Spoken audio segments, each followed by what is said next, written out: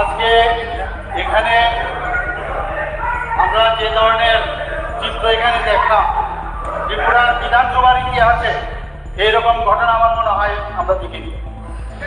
এবং এখানে আমি কয়েকজনের নাম নিচ্ছি, যে ধরনের অনিশ্চয়তা এরা এই বিধানসভার পবিত্রতাকে নষ্ট করেছে, তার জন্য রুল 330 আজকের জন্য ওনাদেরকে এই বিধানসভা থেকে সাসপেন্ড করার প্রস্তাব রাখছি।